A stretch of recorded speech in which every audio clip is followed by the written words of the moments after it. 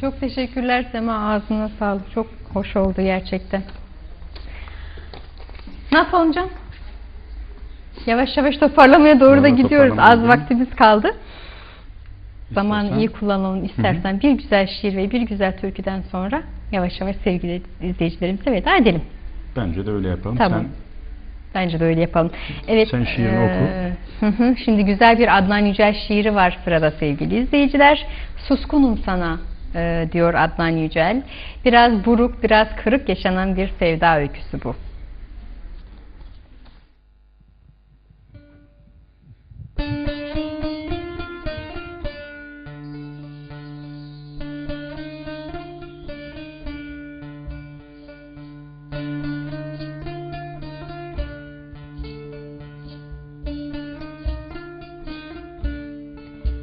Hangi şiire başlasam? Suskunum sana. Dağ göğsünde kaya diliyle suskun. Güneşte kavrulan bir kum tanesi, çatlayan dudaklarım oluyor her gece. Yağmura suskun, yaşamaya suskun. Haykırabilsem belki bir nehir köpürebilir içimde. Silinebilir kuraklığın bütün izleri, upuzun çöller vadeleşebilir içimde. Hangi güzelliği özlesen? Suskunum sana. Yürek boşluğunda bir of kadar suskun. Özlüyorum seni masmavi, koşuyorum sana bembeyaz ve kahroluyorum bir anda kapkara. Ah oluyorum, of oluyorum ve susuyorum. Oysa haykırabilsem, ışık yumağı bir pınar olur soluğum. Hangi türküye uzansam, suskunum sana. Ağıt ağıt, özlem özlem suskun. Tut ki vurulmuşum, aşktan ve kandan bir damla olmuşum. Bir saçının rüzgarına, bir de ağzının kıyılarına konmuşum. Hangi dalga silebilir beni senden, hangi kasırga koparabilir? Ben saç tellerinde bir ezgi olmuşum. Coşkuların her şahlanışında sana deprem deprem susmuşum. Ve sana susmaktan inan ki yorulmuşum. Yeter olsun gözlerinde ışık fırtınası, sözlerinde baskı yasası yeter. Hangi kavgayı özlesem suskunum sana. Zafer sabahlarında gece kadar, bayram sabahlarında yaz kadar suskun. Böyle güzelliklere de, böyle suskunluklara da lanet olsun. Al bu suskunluğumu, al artık. Al ki bütün gürültüler kahrolsun.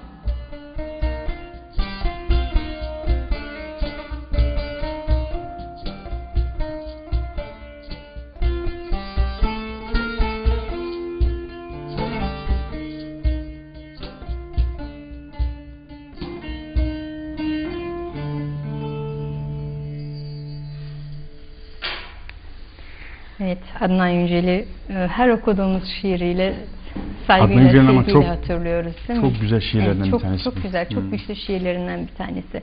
Temmuz ayı içerisinde zaten bir Adnan Yücel programı yapacağız sevgili izleyiciler. 24 Temmuz Adnan Yücel'in ölüm yıl dönümü. O zaman size o güzel şiirlerinden bol bol sunacağız. Bunun bestesi de var bende. Evet. Biliyorsun. Besteledim. Onu başka zaman söyleriz. Evet, onu Adnan Yücel programı yaptığımız zaman senden dinleriz. Evet, programımızın sonuna geldik. Şimdi güzel bir şarkımız var, güzel bir türkümüz var. Yüce dağlar başında mı, zenherinin kaşında mı, şu gönlümün bir umudu gülüm, gözlerimin yaşında mı diyor ve duyan duysun, bilen bilsin, böyledir bizim sevdamız diye haykıran bir türkümüz var şimdi.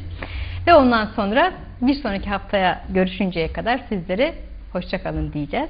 Ve yine e-maillerinizi beklemeye devam edeceğiz sevgili izleyiciler ve şiirlerinizi beklemeye devam edeceğiz.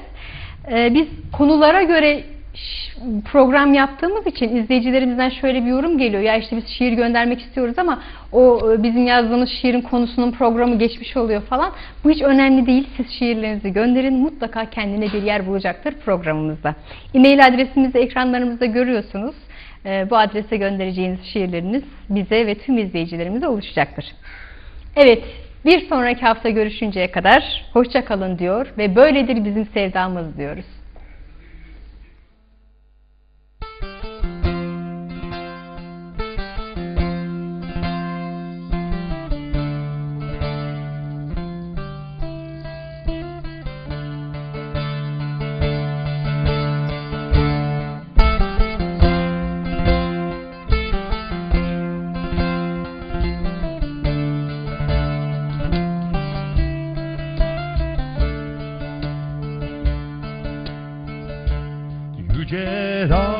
başında mı, zemherinin kışında mı, yüce dağlar başında mı, zemherinin kışında mı, şu gönlümün bir umudu gülüm,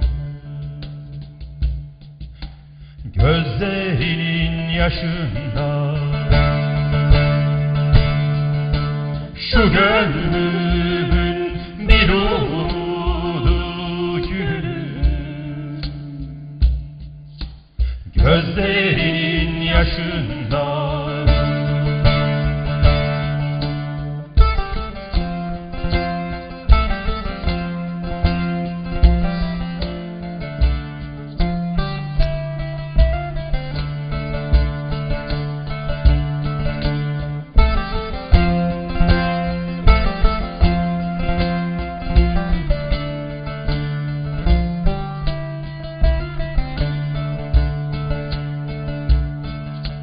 Kırılsa da kanadımız, asiye çıksa adımız, kırılsa da kanadımız, asiye çıksa adımız, duyan duydum bilen bilsin gülüm, böyledir bizim sevdamız. Duyan duysun, bilen bilsin gülüm, böyledir bizim sevdamız. Duyan duysun, bilen bilsin gülüm, böyledir bizim sevdamız. Duyan duysun, bilen bilsin gülüm, böyledir